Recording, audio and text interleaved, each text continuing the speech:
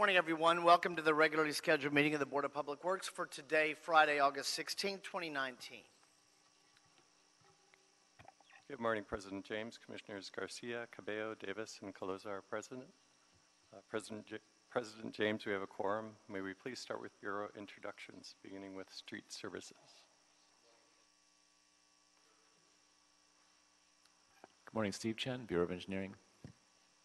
Good morning, Cecile Buncio, LA Sanitation. Good morning, Hagop Tujian, Bureau of Street Lighting. Good morning, John Olinger, Bureau of Contract Administration. Good morning, Lori Rittenberg, City Attorney. And I just want to clarify that President James is part of the quorum. We do have speaker cards this morning under public comment. We have no neighborhood council commentary, and we have speaker cards under items 2 and 3. Okay, great. Thank you, Mr. Knight. We will start this morning with a special presentation with a special guest that we have that is with us today.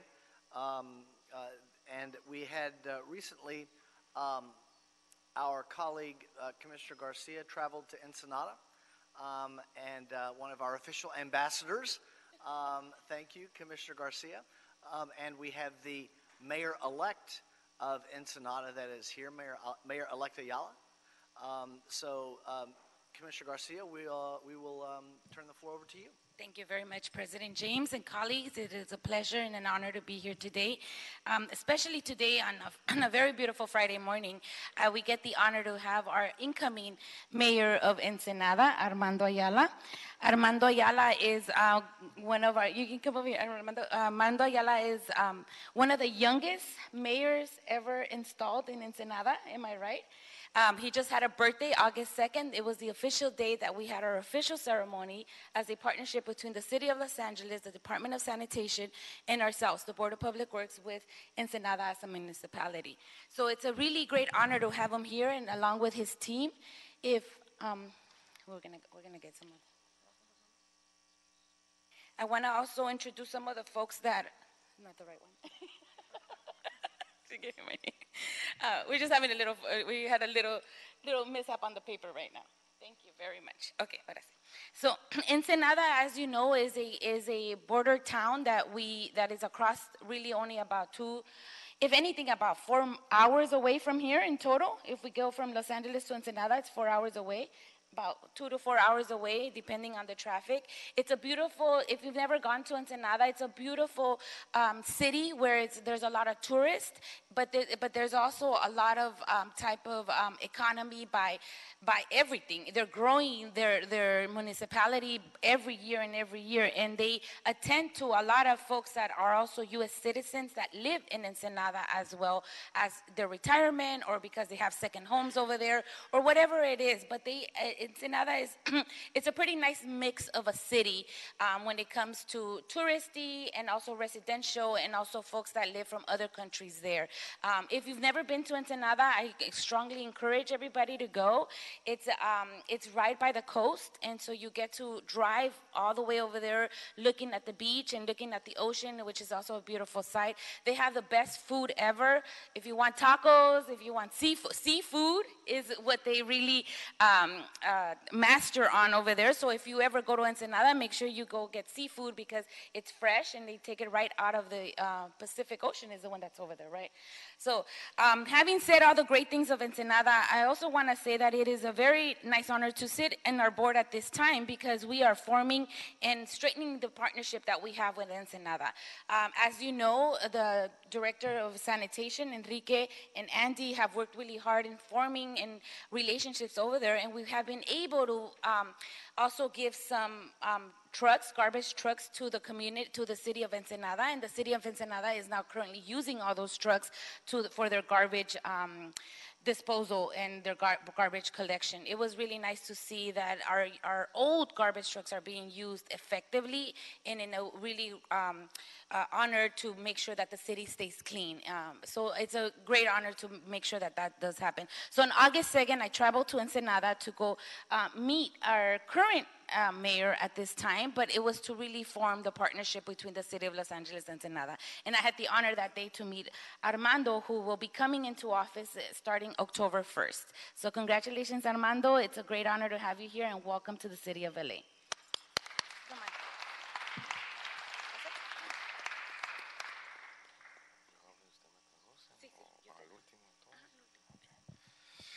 Muy buenos días a todos el comité de la Comisión de los Servicios Públicos y Departamentos de Los Ángeles.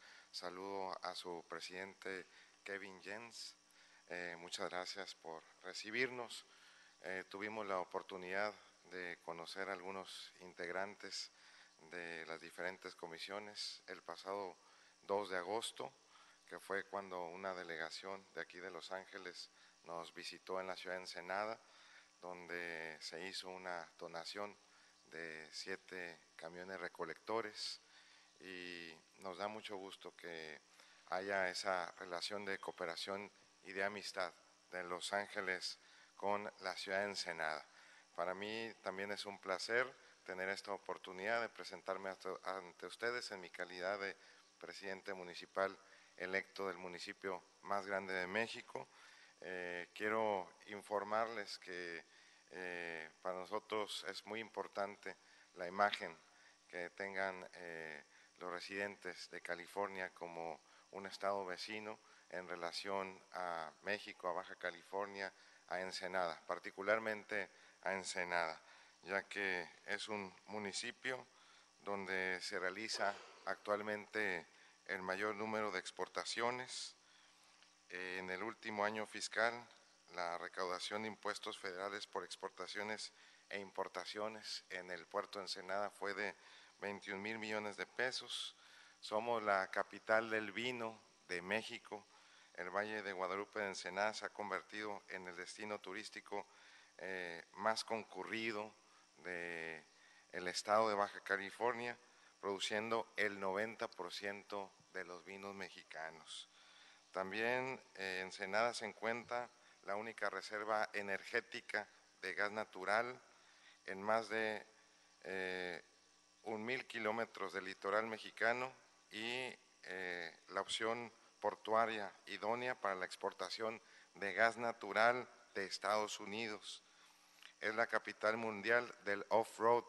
Nosotros tenemos 3 carreras muy importantes, que es la Baja 500, la Baja 1000, y recientemente se aprobó, ahora en el mes de octubre, la Baja 400.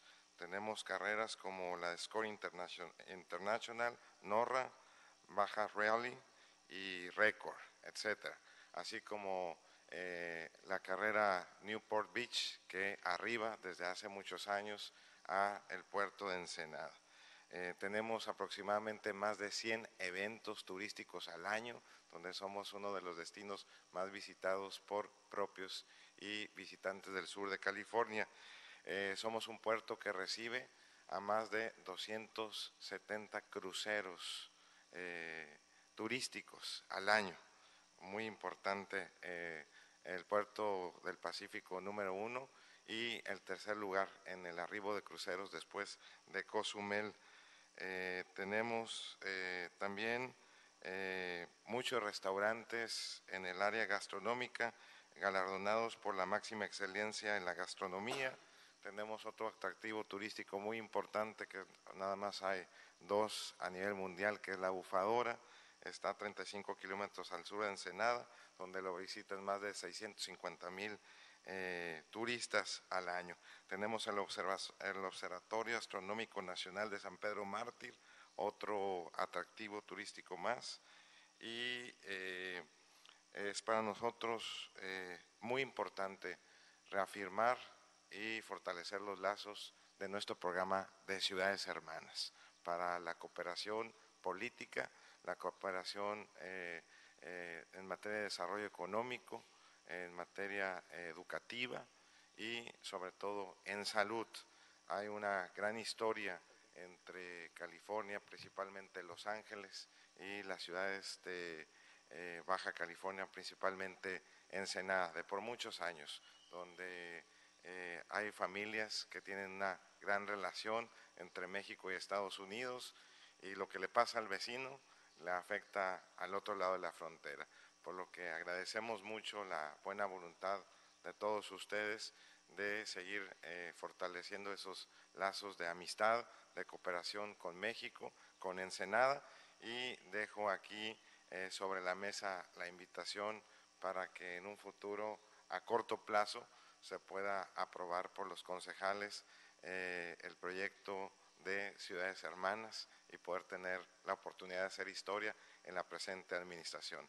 Gracias a Aura por este recibimiento y también a Enrique Saldívar, que estuvo con nosotros hace algunos días, y por el apoyo que recibió en Senada. Felicidades, buena tarde y arriba Los Ángeles. Thank you, sir. Well, I would expect that most people were able to follow that very easily. Yes. There were a couple of us, namely me, that would enjoy the translation. Yeah, I'll give of, small briefing points of what he said. Colleague. More of the yeah, he did. By the way, he did a very beautiful speech in Spanish, so I just have to say that it was very nice. So I will try to get most of his points in. One of his important points during his administration that he would like to really change is the image of Ensenada that a lot of us here have. He wants for us to know that it's a very welcoming area. There's a lot of relationships that are formed, that are built between U.S. citizens and our folks in the Ensenada. Ensenada is the largest municipality in Mexico. So it's one of the largest cities within Mexico, and he has the honor to be the mayor of that beautiful, large city. Ensenada is home to a lot of events. They do more than 100 events, touristic events per year. They also host, during their port, more than 260 cruise boats per year. These are folks going to there. They have what is called a bufadora, which is a site in Mexico that is very rare throughout the city. The official translation? An actual, now I'm blanking, like Yellowstone, like the great... like blowhole, there you go. Thank you, yes. Fernando, over there. Where they host almost 650 million tourists per year from all over the country to come and see that special blowhole that you have there in Ensenada. They're also the host of many off-roading international events. So many folks from many countries come to their events. They're about to introduce a new lane for off-roading. That means that they'll have more events and more tourists coming to Mexico, to Ensenada. They are the capital Ensenada is the capital winemaker of Mexico. So 90% of all the wine that's produced in Mexico is done in Ensenada, specifically in Valle de Guadalupe. Valle de Guadalupe is a very beautiful tourist site out in Ensenada that has grown throughout the years and continues to grow as well. So that's pretty big too. They have an economy of almost $21 million, and so it's a very big, large city, and Armando is about to take horn of that. So he's thanking us, obviously, for the relationship. Our August 2nd official ceremony of our partnership, where we were able to donate the garbage trucks, like I said earlier, and they're here and with an invitation from our elect Armando Ayala. Mayor is putting an invitation for us to do a historical partnership, which is our sister city partnership. And as we move forward, we'll make sure that this administration can handle that as well. So I just want to say thank you, Armando, for being here. It's an honor. I know that you have other places to go, but I also want to recognize a couple of the folks that are here with his staff. Carlos Ibarra, president of our corporate in Ensenada, so Carlos Ibarra. Ruben Smith, who is a lawyer, has a law firm here, but works very intensively with relationships in Ensenada as well. And Efraín Caniel, he is our liaison to the Southern California. Thank you. Welcome, everybody that's here today. Welcome to Los Angeles. And I also want to say a special thanks to Andy, Marcy, and Blanca for making today happen, and Enrique, of course. Andy has worked really hard in forming these relationships throughout the years. Thank you, Andy, for your time. Marcy, thank you for all your work that you do for putting together not only the visit out there, but the visit here. And Blanca, welcome to the world of putting relationships together. So thank you, everybody. And we have his assistant here, too, today. What is your name, ma'am? Susana. Susana is also visiting us from Ensenada. Thank you, everybody, for being here. We appreciate your time. Thank you. Commissioner Garcia, do they have a couple of moments for us to say a few words, or is he on are they on a tight I schedule? know they have to, Marcy, what is it on time? I know they have to be on council at 10:30. Okay. I think they have a few minutes to spare for us. We get them in council in 5 minutes, so we can make our comments brief and a brief photograph. So we'll take Very quickly. Okay. Commissioner Cabello. Thank you. Gracias, Presidente James. Bienvenidos a Los Ángeles, el señor presidente municipal electo. Bienvenidos y felicidades. Permíteme hablar en inglés because I'm going to be a little bit better and quicker in English. Very excited to have you here, you and your team. I'm the head of the Chamber of Commerce. Is a very, very big deal to have here. And the relationship between Ensenada and Los Angeles couldn't be more important right now than ever, given everything that's happening on both sides of our border and our relationship. And thank you, Aura, for putting this together. And sanitation is going to just be more fruitful as years to come. So mucho buena suerte. Y gracias por todo. Thank you. Gracias por venir and welcome to LA. We're happy to have you here. Thank you, Commissioner Caloza. Thank you, President James. I just want to echo what Commissioner Cabello said and just, welcome you to Los Angeles and really thank you for your partnership. Thank you to sanitation for your leadership and really leading the way in terms of this innovative partnership and making sure that we share our resources here at the city and our best practices that we learn. And thank you both to Commissioner Cabello and Commissioner Garcia for being our ambassadors in this effort. And again, thank you for this wonderful partnership, and we look forward to working with you. And congratulations again. Thank you very much. Thank you, Commissioner Caloza. Commissioner Davis. Mayor Ayala, it is an honor to meet you, and I'm so glad that you came today. And also, I thought I heard you say that your city was like Newport Beach. I don't know if I thought I heard you say that or not. Not having been, I look forward to getting an opportunity to visit, and I'm so glad that we have a relationship and a collaboration between Los Angeles and Ensenada. And I hope that in the future you will know, as my insurance company, State Farm, says in its advertisement, like a good neighbor, Los Angeles is there. so thank you. Good job, Davis. Thank you. Thank you, Commissioner Davis. Mr. Mayor, I will close our brief comments before a photograph and then to allow your delegation to move on to our council chambers. I know that you have a very busy agenda for today in City Hall, and we very much appreciate your visiting us in City Hall, an opportunity to meet you before you begin your official administration on October 1st. There's no better place to spend a transition than in your economic partner to the north here in the city of Los Angeles. So we greatly appreciate it. Like you in Ensenada, we are also a special event city in many ways. Of course, with the culmination, which will be the Olympics in 2028, in that lead up, we look forward to the work that we do together and the work that we'll be able to do directly with your administration. Tourism going both directions and economic activity going both directions is really just a great asset that both of our cities have, and I look forward to a great partnership. And finally, I want to thank LA Sanitation and Environment, your leadership for really working with Commissioner Garcia in brokering the ability of your delegation to spend some time here with us on what is a very busy day for you in City Hall. We're honored that you spent some time with us this morning and came to learn a bit about what we do, and for us to learn a bit about what you do, and most importantly, to meet you face to face. So thank you very much. Welcome to Los Angeles, and we look forward to seeing you again. Thank you, Kevin, President, and thank you all. Have a good day. Thank you so much. We'll take a brief recess for a photograph, and then they can go to council. Thank you. ¿Sí? Ahora sí.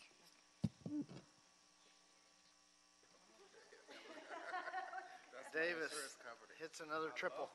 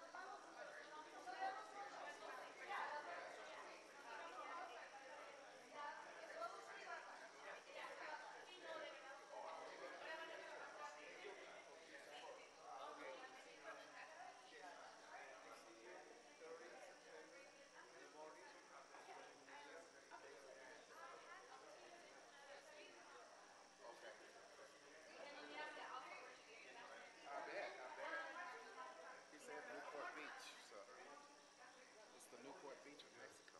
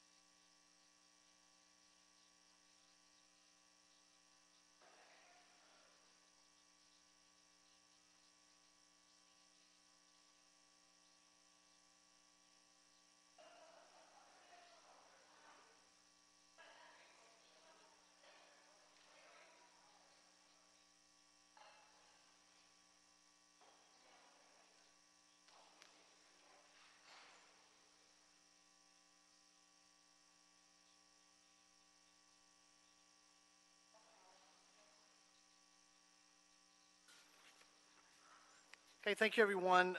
Returning to our public agenda, I've got, Dr. Campos, it looks like I've got two journals for, I'm sorry, Dr. Knight. I've got two journals for approval today, Wednesday, July 10th and Friday, July 12th for our minutes. Thank you, sir. Commissioner Cabello has seconded those meeting minutes for approval. Any objection? Without objection, we'll approve those meeting minutes. Let's go ahead and take care of general public comment. Dr. Tom Williams, you are sitting right next to the podium, so we will start with you, sir.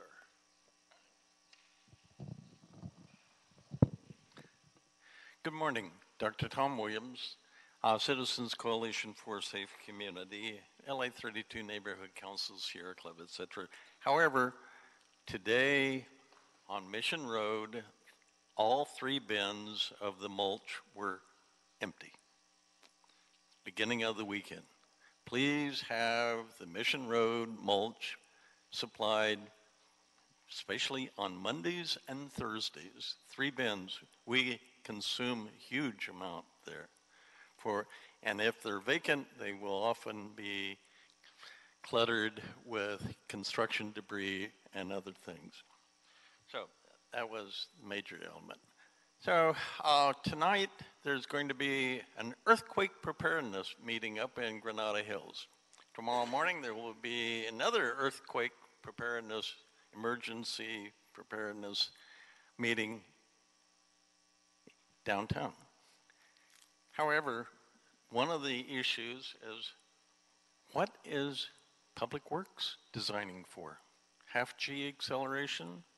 How about a 7 on the Richter magnitude scale under the interchange of the 110 and the 5? There's Elysium faults. There's all sorts of faults here. We're not prepared for it, such as, can you get under your benches and under your tables now? Because this ceiling is full of stuff that will rain down. As part of Metro Rail construction, we experienced the Whittier earthquake. We were 3 basements underground, and thank God we have flashlights with us. But we had to keep people inside because of the shrapnel falling from the buildings. We're quite concerned regarding how Public Works, the pipelines, storm drains, water lines, sewer lines, and the street services will withstand a 7, or as they call it, the big one. Thank you. Thank you, Dr. Williams. Mr. Sachs.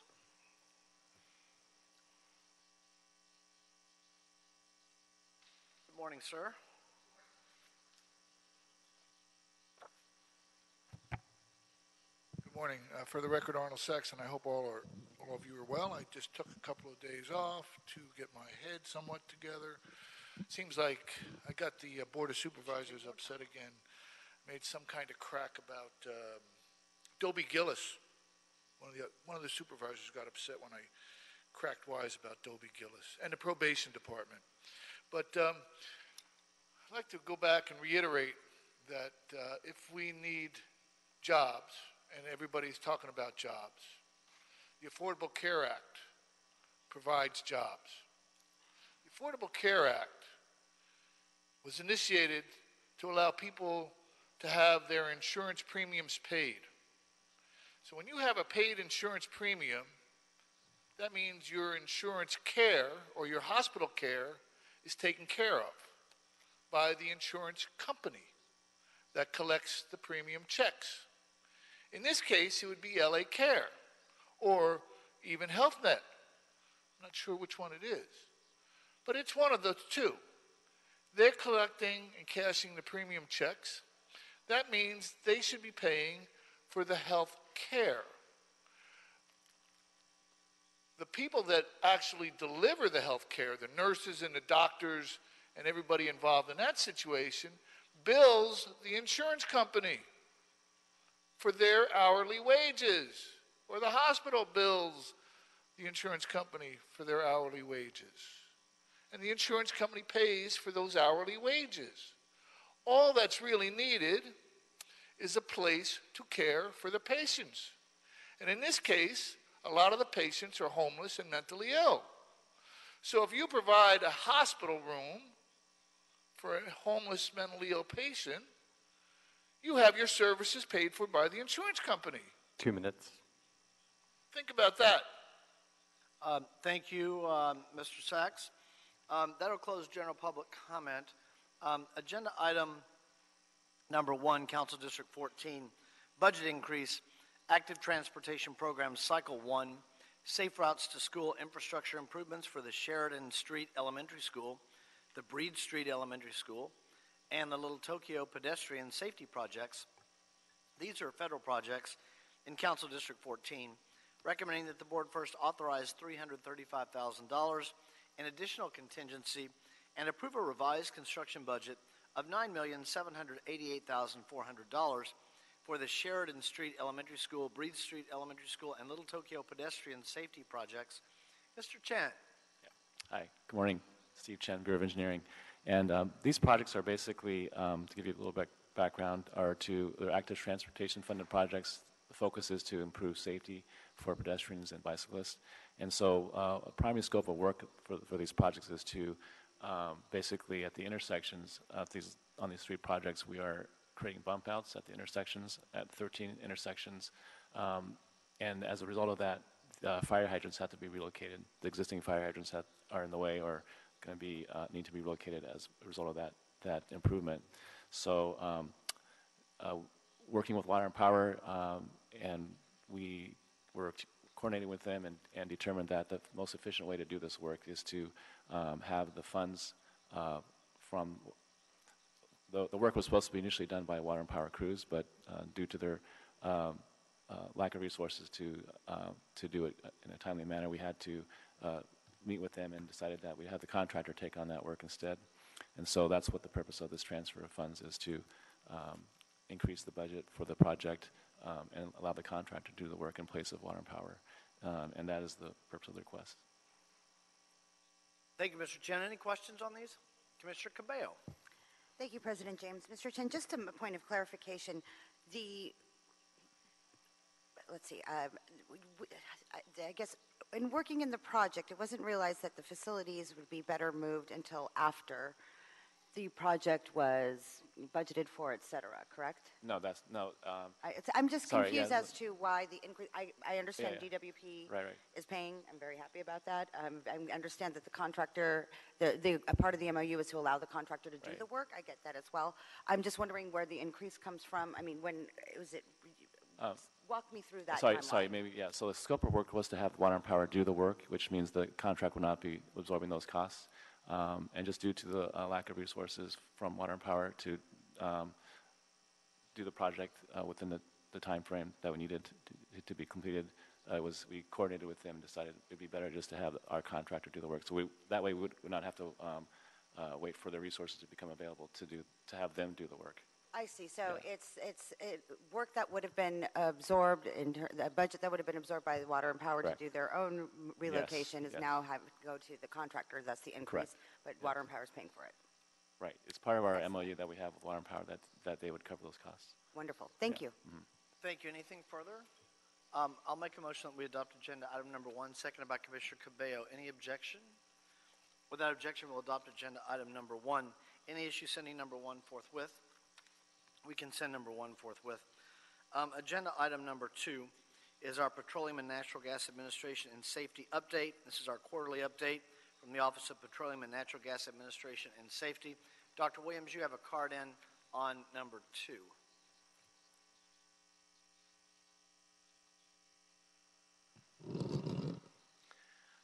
Dr. Tom Williams, Citizens Coalition for a Safe Community. Generally, I support most of the activities of the Oil and Gas Administrator. He's done a pretty good job. We're still talking about him last night in Sierra Club Clean Break Committee, and we're quite concerned about one thing. Who is responsible if there is a pipeline franchise or an oil well which contaminates the surface of our city? That is, if there's an earthquake, what happens to the oil pipelines? Is there enough money in the bonds that they have to cover cleanup of an 8-inch blowing out at, say, 3 foot per second? I doubt it, because that's a lot of oil, and we have earthquakes. So one of the issues for both pipelines and wells is who is the ultimate owner of the property, and thereby the one that will not be able to declare bankruptcy because they have assets. In one case, the pipelines, it's the city of LA. Do we have enough assurance that we will be able to clean it up and, might say, recover? Then there's the wells, and there's roughly 1,000 idled, i.e. unplugged wells in the Los Angeles oil field to the north of us. there are many other idled wells, including 4 in Marina del Rey that are under property owned by normal people that they did not know that they had an oil well under them. So who is responsible for a blowout at the surface? And in the case of one 2 minutes settlement, they had to adjudicate, and the basic element is who pays for it if it blows out under LA? Thank you. Thank you, Dr. Williams. Mr. Sachs on number 2. Yes, thank you again. For the record, Arnold Sachs. And I would piggyback on Dr. Williams' remark. I would go a little further, though. He mentioned houses that had oil wells under their property. How did the houses get built in the first place if the oil wells were under the property? That's the real question here. What exactly is underground in LA?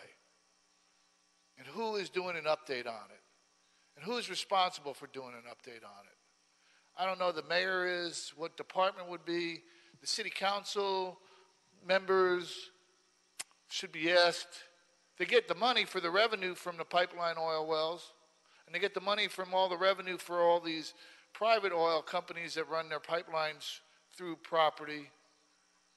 People should be made aware of what exactly they're living over, and in some cases under, in their neighborhood. That's the idea of being civic responsibility. We have too much corporate responsibility in the city of Los Angeles. We need to get a little bit more civic responsibility in the city of Los Angeles so that the public can get engaged in civil discussions with their elected officials.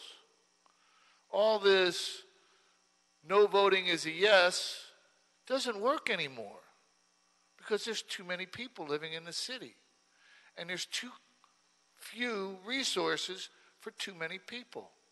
So get civically involved and have some civil discourse with your representatives. Thank you. Thank you, Mr. Sachs. Mr. Intuck.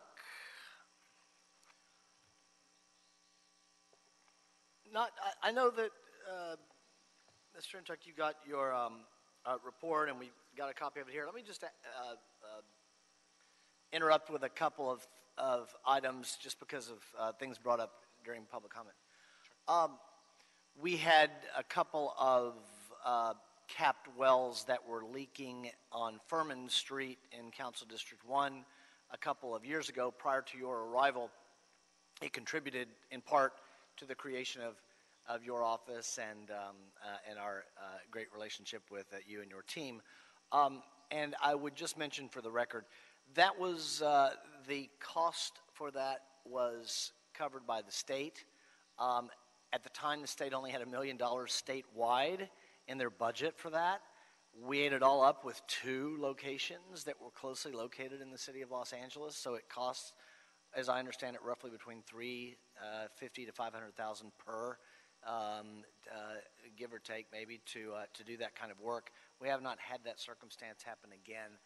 The state has increased their budget in this area, but not nearly enough. That's really all that I would add. And so please feel free to proceed, and anything I may have said that's a little off, you can correct me as usual. Thank you, sir. Well, thank you, President James, Commissioners, Public Works Department leadership.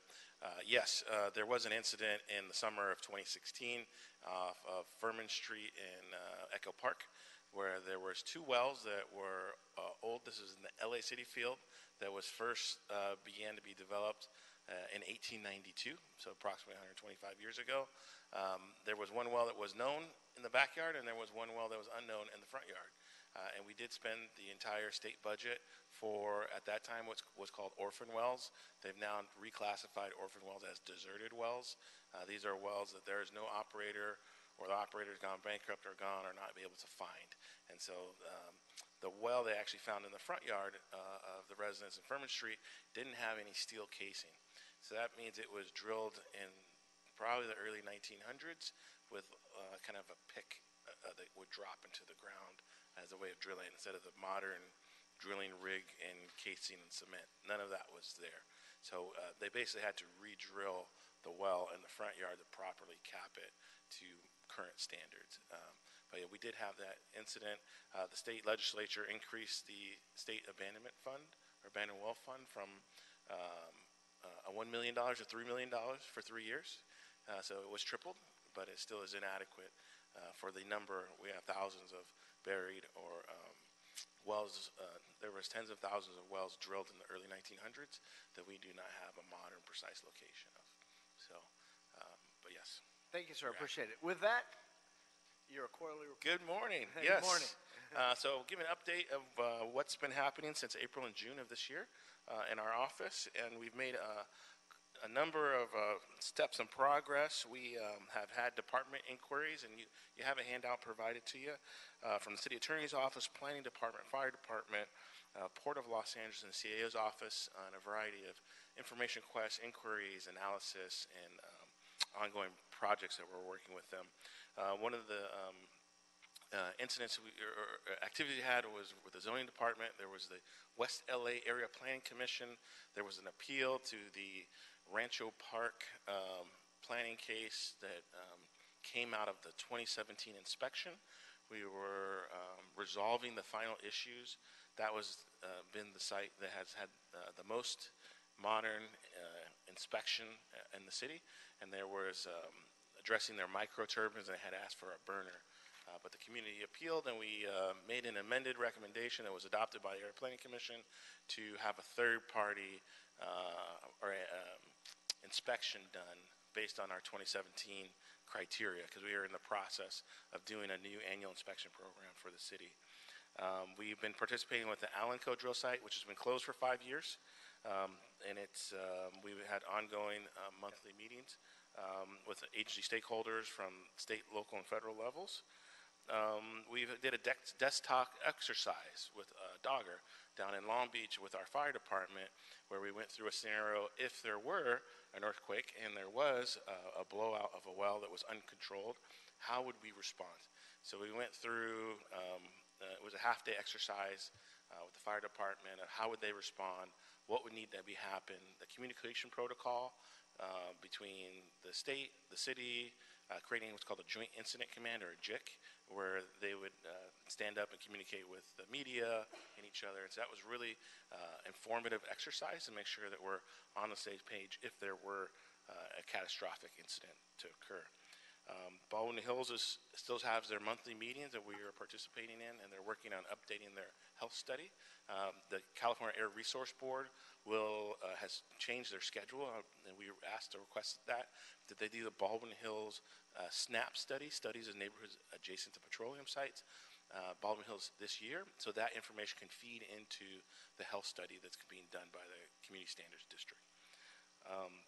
We've met with the county a number of times. There was a motion introduced by Supervisor Hahn about creating an oil and gas office at the county. And so they came over and asked, how do you guys do that? And we gave some suggestions.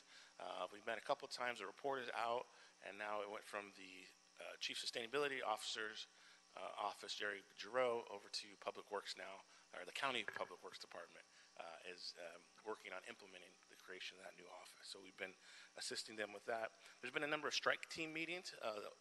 The LA County has an oil and gas strike team meeting that we participate in, and the City of LA, we continue to have our strike team meetings with the City Attorney's Office, reviewing a forthcoming report that will be about modernizing and centralizing petroleum administration citywide.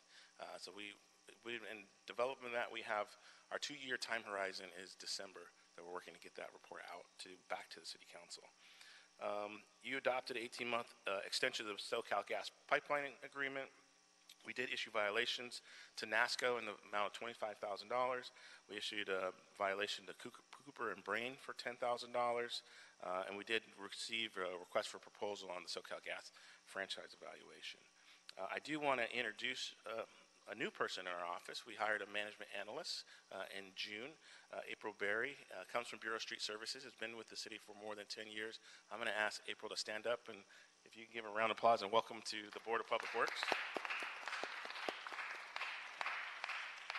We are slowly but surely filling roles in our office. So now we're up to 5 of us, me plus 4 full-time, and we do have a student professional worker, the part-time, helping in our office. But we continue to fill out our org chart. So we wanted to welcome April. There's been a number of policy areas that kind of cycles into the next slide. AB 617 is a bill about doing statewide air monitoring and with community engagement and notification.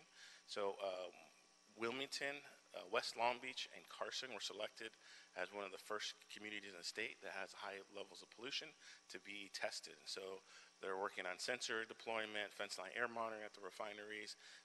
I'm on the steering committee, also with Erica from our office, and then I'm also on the technical advisory group for the entire basin, because there's also one in Commerce and San Bernardino. And so we're trying to share best practices between the 3 communities. But it's really a landmark legislation that's trying to apportion where does a different pollution come from? Is it from how much can we attribute to ships, cars, oil wells, refineries? We know all of this is concentrated in some communities, but we don't have a delineation of how much from what source. And so trying to find ways to reduce pollution. And Wilmington does have the worst air quality in the basin, and we still have the worst air quality in America. So arguably Wilmington's the worst in the country. So we've been very engaged with that on a monthly basis. And we, the next slide is a picture. We hosted a tour with the author, Assemblywoman Cristina Garcia, in the port of LA and Long Beach. We ran around the area. We went to an elementary school to see their pollution filters they have there for the kids in the classrooms. We went out to some of the transit lines. We went to the Wilmington refinery, Veterans Park. There's a homeless housing called Villages at Cabrillo that's off the 710 freeway that's in the area. Because we've talked about this, we argue about this at meetings, but actually going out and see it, and then also going with the author of the bill to show what the legislation looks like on the ground that it's enacted. So that was with the AKMD Executive Director Wayne Nesteri was the lead on that, but there was all of us from the steering committee, City of Carson, City of Long Beach, City of LA, County Health Department, and so forth. So I'm going to open the floor for questions, and we have a number of council reports we're working on. We did get out our big health report this last month, but it wasn't in this quarter, but happy to take any questions anyone has. Well, and also, I think you'd walk regarding the larger report and your reference of that. Just to be fair to the public and the stakeholders of interest, there was indication that that would be agendized. When and if we agendize it for this board, it would be done separately and in and of its own, because there would be a number of interested folks that might want to participate in the hearing. Thus not for today's agenda and not in the same quarter anyway, as you had indicated. So that will be for a day upcoming. So I appreciate that. We'll start with Commissioner Davis. Yeah, I wanted to ask about the organizational development of the Petroleum Office. We've been able to add on a new management analyst. As we look to the next quarter, are there some other further developments in staffing that we need to be able to better implement and manage the office for the city? Yes, Commissioner Davis, we do in immediate terms have a report back to Budget and Finance. There was an item of $150,000 that was allocated in the unappropriated balance that we need to go back to Budget and Finance and say how best can we use those resources for hiring. So we are trying to get on an agenda to get that report back, and we'll be likely asking for 2 to 3 positions to assist with getting our city council reports out. One of the functions in the municipal code for the office is research service providing. So we advise the mayor, we advise the council, any department that requests it, but there's a number of research requests that are the council that we've not been able to fulfill. And so looking at where can we get additional administrative and good writing skills and people who have an environmental background. We don't have any classifications in the city that has any direct experience or relation to the oil industry.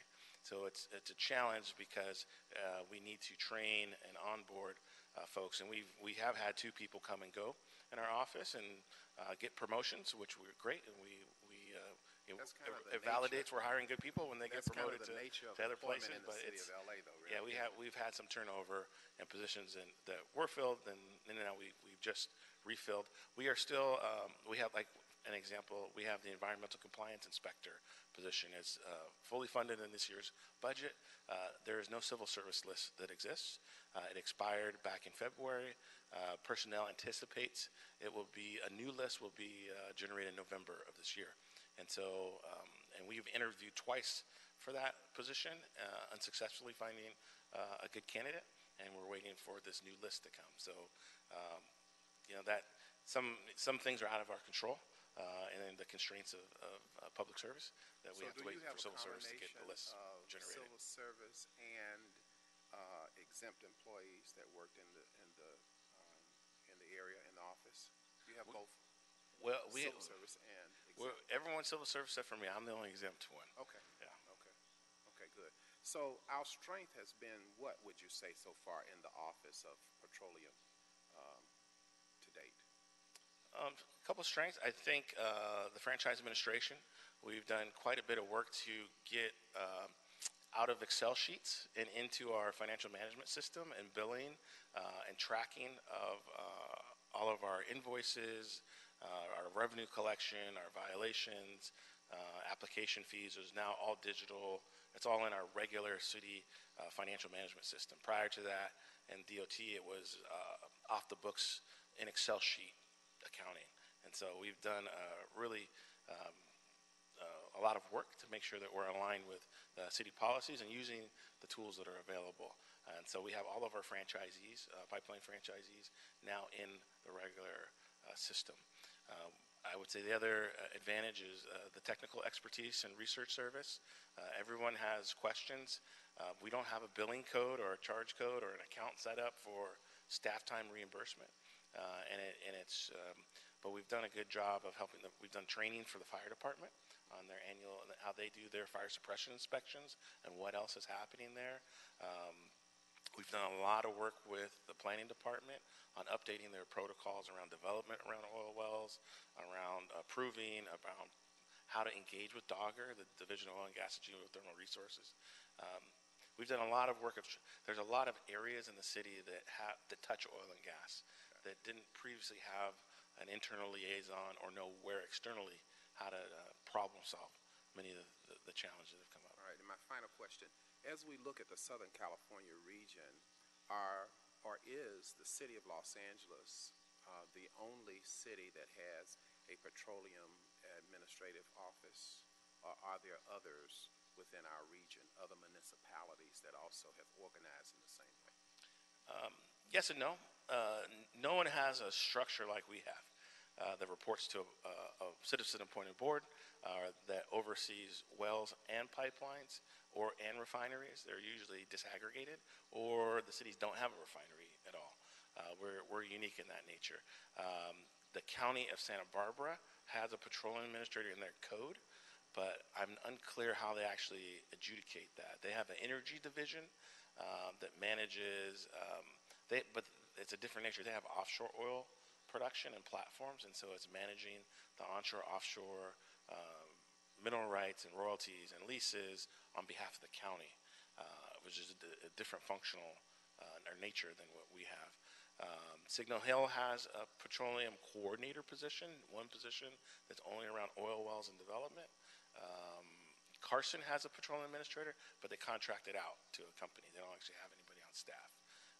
And then Long Beach has an oil properties bureau, or now they're called the Energy Resources Group, and they are focused only on the offshore oil islands, and they're not focused on pipelines or refineries. So we're unique in the scope and nature of the office, but there are other technical petroleum administrators in code and other jurisdictions. It's just not aligned like ours. Thank you. Energy Resources Group, that's an interesting term. Maybe we'll revisit that. All right, thank you. Any other questions for, yes? And one response on our public comments. Yes. We do have multiple agencies in the city that would respond to a catastrophic event. One of the things when our desktop review we went through, we will fill out FEMA documents immediately, and that's the Federal Emergency Management Administration at the federal level. If was a natural disaster or an emergency, the mayor or the governor could declare a state of emergency, which would make us eligible for potential federal reimbursement dollars. And so if there was some tsunami, earthquake, some type of catastrophic event that was an emergency, we would be eligible for federal dollars. In our franchise agreements, if there was burst pipelines across the city, we are indemnified. We do have bonds on record, and we have high insurance levels that cover a variety of pollution liability and workers' comp and auto collision coverage. So we do have insurance, bonding, and indemnification with our pipeline. So, and we do know we would go through the EOC, and we would institute a joint incident command, or a JIC, that would be a multi-agency oversight body. And we did do something similar when the Furman Street well happened. We stood up a JIC, and that was fire department, Dogger, LADWP, LAPD, all the relevant city agencies. So we do have mechanisms in place, and people are aware, and we would be able to respond in a catastrophic event. Great, thank you, sir. Anything further? The oral report will be received. Agenda item number 3, our status update on major upcoming street improvements projects from Streets LA. Dr. Williams, you have a card in on number 3.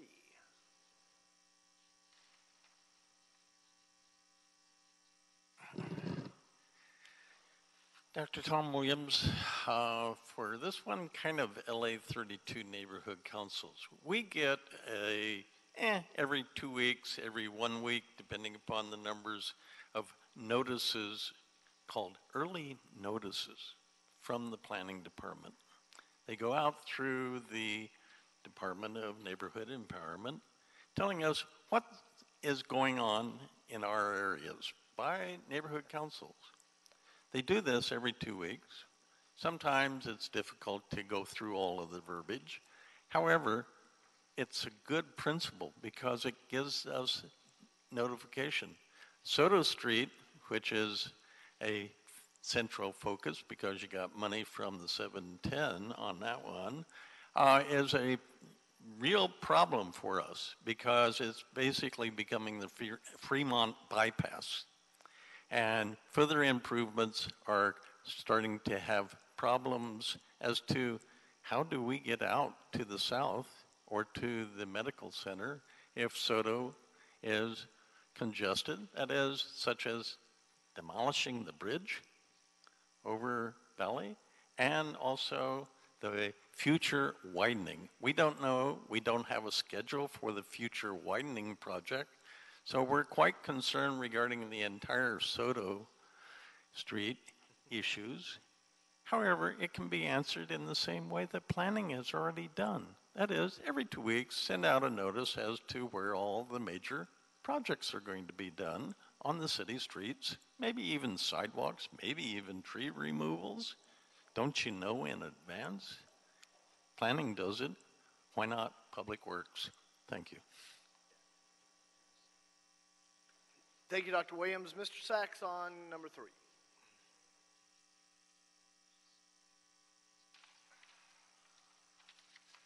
Yes, thank you again. For the record, Arnold Sachs. And I was wondering, read through this agenda, with item number 1 is Sheridan Street Elementary School, the safe routes to school. Would they be considered a transit update, walking, riding, whatever? I did appreciate the questions the last meeting I was here regarding the projects. There is a book, and I looked and I looked and I found it, and now I've lost it, and I'll find it again. I'll have it next Tuesday. Metro puts out a book for small businesses regarding self-help for small businesses, in one ear and out the other.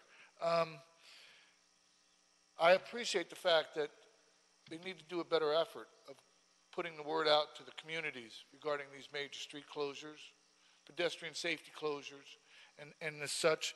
But we also need more civil engagement again from the residents in the city. You need to really start, This city is not going to hell.